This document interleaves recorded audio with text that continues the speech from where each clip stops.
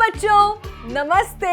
मैं हूँ नेहा, आपकी दोस्त, और आपके लिए लाई हूँ एक खास कार्यक्रम सिर्फ और सिर्फ आपके लिए। तो मिलकर शुरू करते हैं शो जिसका नाम है चुन्नू मुन्नी की भाषा बोली। चलो एक बार फिर से मेरे साथ बोलो, चुन्नू मुन्नी की भाषा बोली। बिल्कुल सही। ओके, अब सब बैठ जाओ। तो चलो शुरू करते हैं शो जिसका नाम है, चलो एक साथ बोलो, चुन्नू मुन्नी की भाषा बोली। बिल्कुल सही। अच्छा, कहानी सुनना किसको पसंद नहीं? मुझे तो बहुत मजा आता है। क्यों ना कहानी के बारे में खेल खेलें? कैसे? आइए जानते हैं।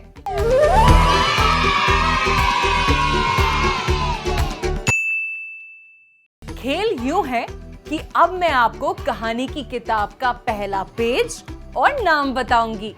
आपको बताना है कि क्या होगा कहानी में। समझ आया? चलो सब तैयार हैं? ये रहा हमारी आज की कहानी का चित्र। क्या दिख रहा है? एक भैंस। आपने देखी है भैंस? अरे देखो तो, ये भैंस के सींग पर क्या है? छाता? क्या सचमुच?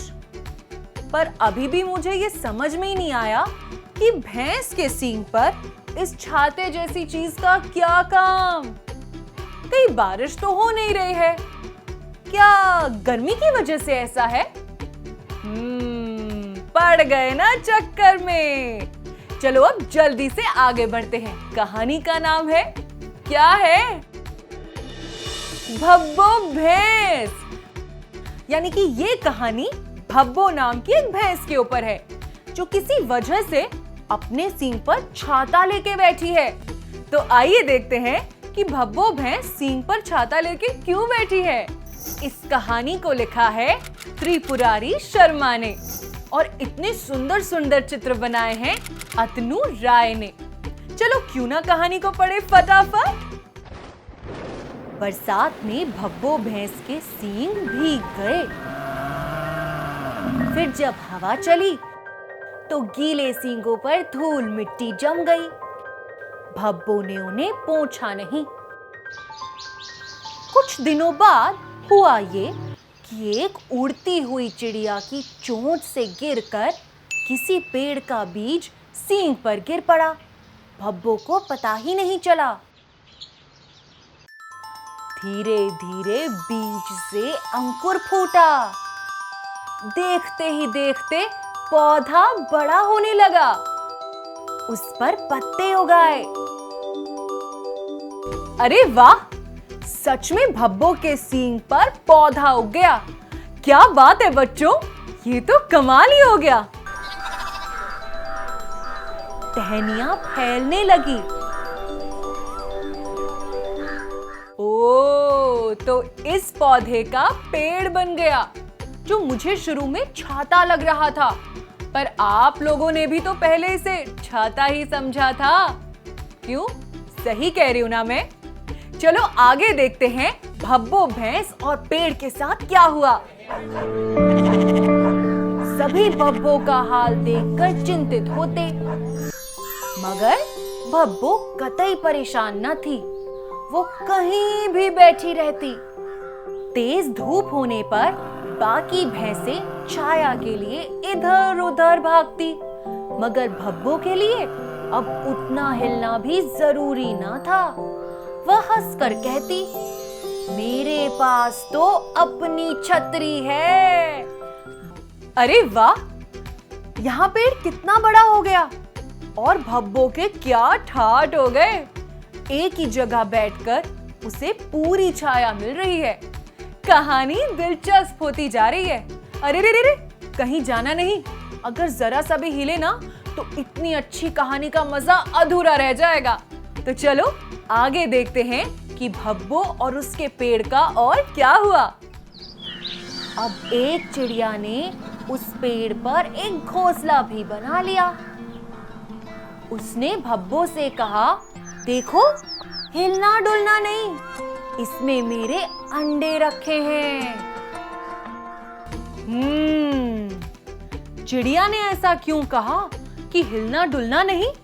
ओ, अगर भब्बो हिलेगी तो वो घोंसला भी तो हिलेगा, और अगर घोंसला हिला तो अंडे गिरकर टूट जाएंगे।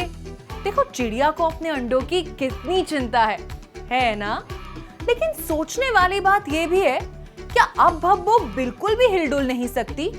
फिर वो खाना खाने कैसे जाएगी? चलो आगे देखते हैं। भब्बो ने थोड़े नखरे दिखाते हुए कहा, पर मुझे तो खाना चाहिए ना। चिड़िया ने कुछ सोचा, उसे भब्बो की बात सही लगी। उसने बाकी चिड़ियों से कहा, हम भब्बो को वही खाना पहुंचा दिया करेंगे। ये देखो कितनी सारी चिड़ियां आ गई। इसे देखकर लगता है सभी चिड़ियों में काफी एकता है। पर हमारी भब्बो के क्या हाल हैं, आइए देखते हैं। बस अब भब्बो को और क्या चाहिए था? मजे से बैठकर खाती और सींग पर लगी छतरी की छाया में आराम करती। उसका वह रूप देखते ही बनता था। सींग पर पेड़, पेड़ पर पत्ते, और पत्तों के बीच फूल, और फूलों के बीच एक घोंसला, और घोंसले में 2 अंडे।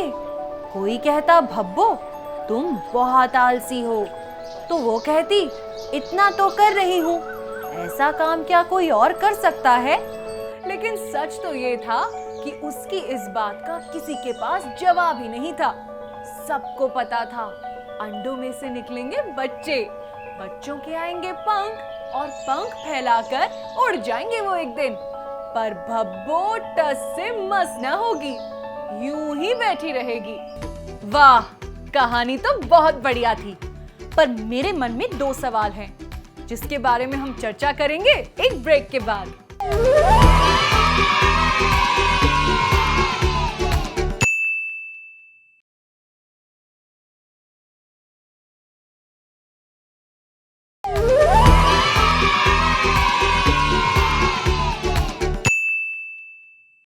ब्रेक से पहले हमने सुनी थी एक कहानी, और मेरे मन में आए थे 2 सवाल।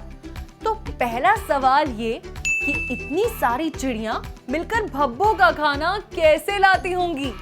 वो तो इतनी छोटी होती हैं, और भैंस इतनी बड़ी। कुछ तो अनोखा उपाय चाहिए होगा। मेरा दूसरा सवाल ये है कि जब चिड़िया अपने घोंसले से उड़ जाएंगी, तब भब्बो क्या करेगी? क्यों, है ना सोचने वाली बात? चलिए चलते हैं कार्यक्रम के दूसरे भाग में। याद है कहानी की आखिरी पंक्ति में लिखा था कि जब चिड़ियां उड़ जाएंगी तब भब्बो टस से मस न होगी। तो आज का हमारा शब्द है टस से मस न होना। इसका मतलब है बिल्कुल हिलना डुलना नहीं। जैसे भब्बो भैंस बस बैठी रहती थी, बिल्कुल भी नहीं उठती थी, इधर उधर भी नहीं जाती थी। तो इसका मतलब है कि भब्बो टस से मस नहीं होती थी। इससे मुझे याद आया, आजकल हम सब भी तो घरों में रह रहे हैं, बाहर नहीं जा रहे। तो कल हुआ यूं कि मैं कहानी की किताब लेकर बैठी थी, बहुत देर तक पढ़ती रही। मुझे मेरी मम्मी ने 3-4 बार काम के लिए बुलाया, लेकिन मैं टस से मस ना हुई, मतलब अपनी जगह से बिल्कुल हिली नहीं। तो बच्चों, क्या आपके साथ ऐसा कभी हुआ है कि आप भी टस से मस ना हुए हो? फिलहाल अभी आपको टस से मस नहीं होना है, क्योंकि अब बारी है हमारे कार्यक्रम के अगले भाग की। तो बच्चों, खेल तो आप सबने बहुत से खेले होंगे, पर मैं आज आपको एक ऐसे खेल के बारे में बताऊंगी जो आपने कभी नहीं खेला होगा। खेल का नाम है पहचानो पहली आवाज। इस खेल में क्या है? इस खेल में मैं आपको एक एक करके कुछ शब्द बोलूंगी, और यदि उस शब्द की पहली आवाज प है तो आपको हाथ ऊपर करना है ऐसे, और यदि कुछ और है तो हाथ सामने करना है ऐसे। बिल्कुल सही। अच्छा, जैसे मैंने बोला पपीता, अब पपीता की पहली आवाज है प, तो मैंने हाथ ऊपर उठा लिया। बिल्कुल सही। अच्छा, अब अगला शब्द है कबूतर, कबूतर की पहली आवाज तो प नहीं है। क्या है? कबूतर की पहली आवाज है क। और क्योंकि कबूतर की पहली आवाज प नहीं है तो मैंने हाथ सामने किया, ऐसे। समझ आया ना बच्चों? तो चलो सब अपनी अपनी जगह पर खड़े हो जाओ और एक दूसरे से थोड़ी दूरी बनाओ। बिल्कुल सही। हाँ, तो अब मैं आपको कुछ शब्द बोलूंगी और यदि उस शब्द की पहली आवाज प है ना तो हाथ को ऊपर करना, ऐसे। और यदि नहीं शुरू होता है तो हाथ सामने कर लेना, ऐसे। तो शुरू करें? अच्छा, तो शब्द है पंखा। अच्छा, पंखा शब्द की पहली आवाज है प, तो हाथ कहाँ? हाथ ऊपर। बहुत बढ़िया। तो दूसरा शब्द है पापड़। तो पापड़ शब्द की पहली आवाज भी है प।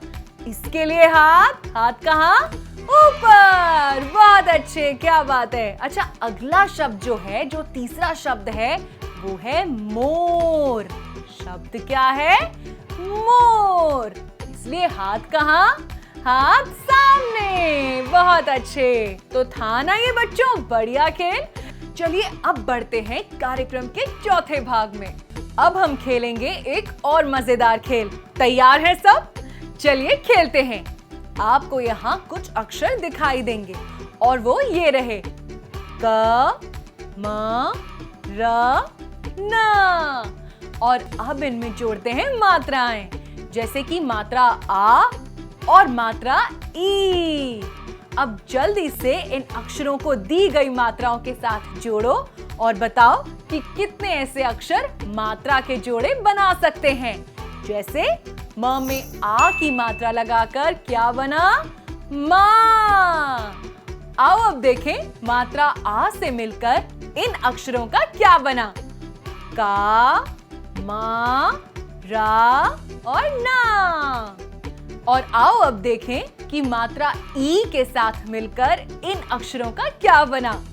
की, मी, री और नी। बहुत बढ़िया। चलो खेल को थोड़ा और मजेदार बनाएं और मात्रा के साथ इन अक्षरों को जोड़कर शब्द बनाने की कोशिश करते हैं। उससे पहले देखते हैं हमारे पास कौन कौन से अक्षर हैं। तो हमारे पास है क, म, र और न। और मात्रा आ के साथ का, मा, रा और ना। बिल्कुल सही। और मात्रा ई के साथ भी तो देखना है। की, मी, री और नी। अच्छा, तो मैंने एक शब्द बनाया मी और रा से। क्या बना? मीरा। एक और बनाए क, म, रा। अच्छा, अब आप बताओ क्या बना? क्या बना? कमरा। बिल्कुल सही। अच्छा, अब अगले देखते हैं का और माँ। इनसे क्या बना? काम। तो चलो बच्चों, अब तुम्हारी बारी है। जल्दी से शब्द बनाओ और अगर तुम्हारे पास कॉपी पेंसिल है तो उन्हें लिख भी सकते हो। और अब हम बढ़ते हैं हमारे अगले भाग की ओर। हमने आज कहानी सुनी थी भब्बो भैंस की, तो उसी से जुड़ी एक मजेदार बात आपको बताती हूँ। एक बार भब्बो भैंस को आम खाने का मन हुआ और वो आम खरीदने बाजार गई। वहीं दुकानदार ने उससे हरे, पीले और लाल रंग के आम दिखाकर कहा कि वो कौन सा आम खाना चाहती है। क्या आप बता सकते हैं कि भब्बो भैंस किस रंग का आम खाना पसंद करेगी? चलो मैं बताती हूँ। तो जब दुकानदार ने भब्बो भैंस को उसकी पसंद के रंग का आम चुनने को कहा तो वो हैरानी में पड़ गई। पता है क्यों? क्योंकि बाकी भैंसों की तरह हमारी भब्बो भैंस को भी ये सब आम ग्रे और ब्लैक शेड में ही दिखाई देंगे। उसे पीले, लाल और हरे रंग के आमों में इस तरह आसानी से फर्क ही नहीं पता चलेगा। है ना ये दिलचस्प बात? पर हमारी भब्बो भैंस भी बड़ी होशियार है। उसने अपनी नाक से सूंघा और सबसे बढ़िया खुशबू वाला आम चुन लिया और आम लेकर वो चल दी अपने घर। बच्चों से तो बहुत बातें हो गई। अब हम बढ़ते हैं कार्यक्रम के अगले भाग पर, जो है बच्चों के शिक्षकों और अभिभावकों के लिए। कहानी को किस तरह से पढ़ें ताकि वो बच्चों को गहराई से समझ आए, फिर चाहे वो बच्चा घर पर हो या फिर स्कूल में। आइए इसी पर चर्चा करते हैं हमारी विषय विशेषज्ञ डॉक्टर निधि विनायक से, जो Room to Read India Trust संस्था में सीनियर प्रोग्राम मैनेजर के रूप में कार्यरत है। आइए उनसे बात करते हैं। नमस्कार डॉक्टर निधि। नमस्कार डॉक्टर निधि, बच्चों की कहानी पर गहराई से समझ बने, इसके लिए आवश्यक है कि उन्हें कहानी पढ़कर सुनाई जाए और बातचीत भी की जाए। कहानी पर बातचीत को कितने भागों में पूरा किया जा सकता है? किसी भी कहानी पर चर्चा को हम 3 भाग में बांट सकते हैं। सबसे पहले कहानी सुनाने से पहले, उसके बाद कहानी सुनाने के दौरान और बाद में कहानी सुनाने के बाद। अच्छा डॉक्टर निधि, हमने जाना कि कहानी पर बातचीत 3 प्रमुख भागों में पूरी की जा सकती है। इनमें एक भाग है कहानी पढ़कर सुनाने से पहले।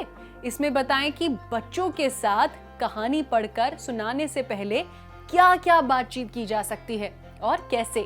कहानी सुनाने से पहले बच्चों के साथ कहानी में सबसे ऊपर दिए चित्रों पर या कहानी के शीर्षक पर बात कर सकते हैं। उनसे अनुमान लगाने को कह सकते हैं कि उन्हें क्या लगता है इस कहानी में क्या होगा। इससे बच्चे सोचते हैं और कहानी के साथ जुड़ जाते हैं। आइए इस कहानी पर जरा चर्चा करके देखते हैं। तो बच्चों, आज मैं तुम्हें एक नई कहानी सुनाने वाली हूँ। कहानी का नाम है मेंढक का तारों भरा सपना। अच्छा, जरा इस चित्र को देखो तो सही। तुम्हें क्या लगता है इस कहानी में क्या होगा? यहाँ इस मेंढक ने इस तारे को आखिर क्यों पकड़ के रखा है? उसका ये सपना क्या हो सकता है? जरा बताओ तो कहानी किस बारे में होगी? जब बच्चों के साथ चर्चा हो जाए तो आप उनको कहानी लिखने वाले लेखक का नाम और चित्रकार का नाम जरूर बताएं। डॉक्टर निधि, हमने जाना कि कहानी पढ़कर सुनाने से पहले बच्चों के साथ क्या और कैसे बातचीत की जाए। अब बारी है कहानी सुनाने की। तो क्या आप बताना चाहेंगी कि बच्चों को कहानी कैसे सुनाई जाए? इसके अलावा कहानी सुनाने के दौरान और क्या-क्या किया जा सकता है? कहानी सुनाते समय इस बात का जरूर ध्यान रखें कि कहानी को बहुत ही नाटकीय ढंग से सुनाने की जरूरत नहीं है। बस साधारण तौर पर आपके हाव भाव सामने आए, उतना काफी है। तो चलिए कहानी पढ़ना शुरू करते हैं। मेंढक का तारों भरा सपना। तालाब से मेंढक तारों को देखता, वह उन्हें छूना चाहता था। एक रात सोचा, आज तारों को छुआ जाए।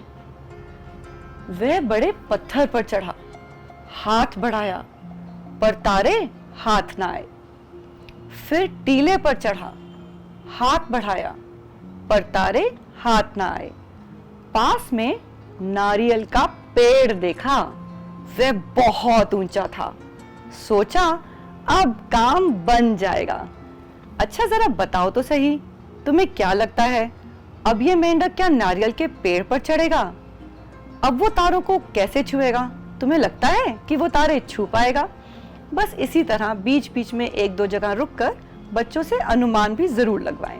कहानी पढ़कर सुनाने के बाद उस पर गहराई से बातचीत करने के लिए बच्चों से किस तरह के प्रश्न पूछे जा सकते हैं?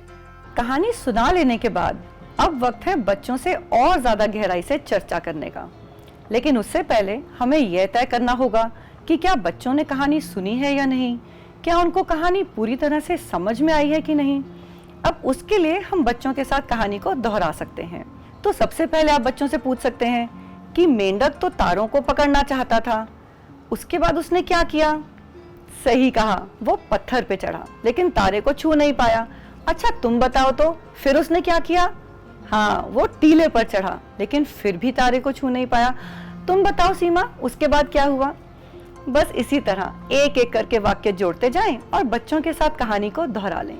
जब आपको यह पूरी निश्चिंतता हो जाए कि बच्चों को कहानी समझ में आ गई, उन्होंने कहानी सतही तौर पर सुन ली है, उसके बाद समय है और अधिक गहराई से चर्चा करने का। अब उसके लिए आप बहुत से प्रश्न पूछ सकते हैं। जैसे कुछ प्रश्न ऐसे होते हैं जो कहानी को बच्चों के जीवन के साथ जोड़ें। मान लीजिए मैंने कहा, मेंढक का सपना था तारों को छूने का। तुम बताओ तो, तुम्हारा क्या सपना है? ऐसा क्या है जो तुम करना चाहते हो? इसके अलावा हम बच्चों से ऐसे प्रश्न पूछ सकते हैं जिससे वो पात्र के नजरिए को समझ सकें। जैसे कि यहाँ जब मेंढक पेड़ पर चढ़ गया था और बहुत ज्यादा डर रहा था, तो बच्चों से पूछ सकते हैं कि यहाँ जब मेंढक की सांस अटक गई तो सोच के बताओ तो उसके मन में क्या चल रहा होगा, वो इस समय क्या सोच रहा होगा। इसके अलावा बच्चों से प्रश्न पूछते समय हम उन्हें कहानी बढ़ाने को बोल सकते हैं, कुछ नया सोचने को कह सकते हैं। जैसे कि मान लीजिए मैंने कहा, ये मेंढक जब नीचे उतरा तो अपने दोस्त से मिला। अब वो अपने दोस्त को बताना चाहता है कि उसके साथ क्या हुआ। तो मान लो तुम मेंढक हो, अब तुम ये कहानी अपने दोस्त को कैसे सुनाओगे? या आप कहानी बदलने को बोल सकते हैं, कहानी को बढ़ाने को बोल सकते हैं। किसी पात्र ने कुछ जो किया, आखिर वो क्यों किया, उस पर भी चर्चा कर सकते हैं। हमने कहानी पढ़कर सुनाने के विभिन्न भागों पर बातचीत की, जैसे कहानी सुनाने के पहले, दौरान और बाद में कौन कौन सी गतिविधियां की जानी चाहिए और कैसे। हम सभी जानते हैं कि कहानी पढ़ना, सुनना और उस पर बातचीत के अलावा लेखन भी एक महत्वपूर्ण दक्षता है। कहानी पढ़कर सुनाने के बाद उस पर किस प्रकार के लेखन कार्य कराए जा सकते हैं? कहानी पर चर्चा हो जाने के बाद अब समय है कुछ लेखन कार्य भी करवा देने का। उसके लिए आप बच्चों से कह सकते हैं कि कहानी अपने शब्दों में लिखें, या कहानी से जुड़े कोई नए चित्र बनाएं, कहानी को बढ़ाकर लिखें।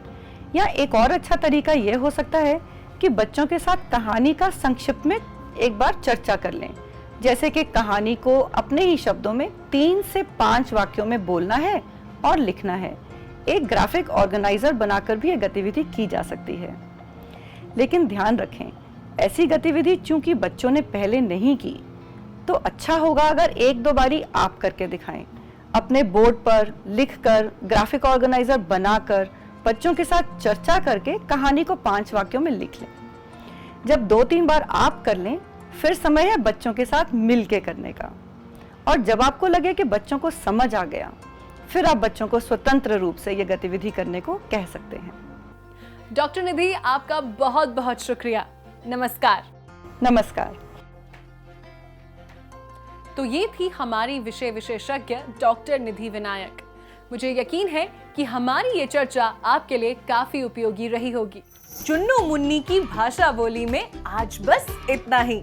मुझे यकीन है कि आप सभी को हमारा ये कार्यक्रम खूब पसंद आया होगा।